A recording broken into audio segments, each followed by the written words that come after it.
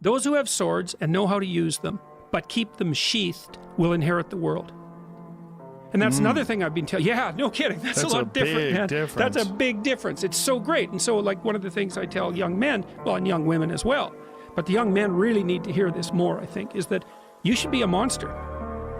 You know, because everyone says, well, you should be harmless, virtuous. You shouldn't do anyone any harm. You should sheath your competitive instinct. You shouldn't try to win.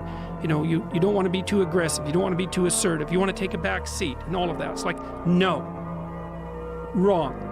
You should be a monster, an absolute monster, and then you should learn how to control it. Do you know the expression, it's better to be a warrior in a garden than a gardener in a war? Right, exactly. That's exactly it. Yeah. And that's exactly right. Admit it. You hate it because he's right. A nice guy is just a man who lacks the courage to be a predator.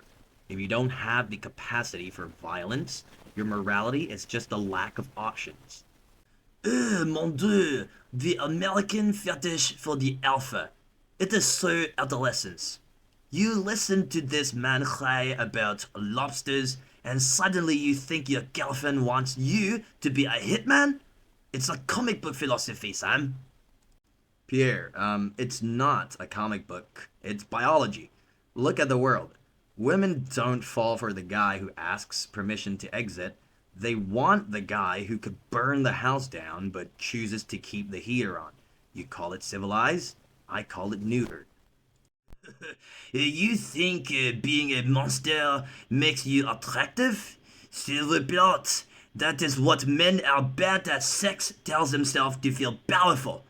Real power isn't dangerous aggression. It is sophistication. It is knowing how to manipulate the room without ever raising your voice. Well, Pierre, sophistication is just a mask for weakness. When the lights go out and the world gets ugly, and it is getting ugly, your sophistication won't protect anything. You're just a victim waiting for a leader. Peterson is telling men to stop apologizing for having teeth. And I am telling you that a man obsessed with his teeth usually has nothing interesting to say with his mouth. You are so afraid of being weak that you've become a caricature. You're not a controlled storm, Sam. You're a man in midlife crisis watching YouTube videos to learn how to be a person. Maybe. But I would rather be a warrior in a garden than a gardener in a war. You are just a gardener who's convinced himself that the fence will never break.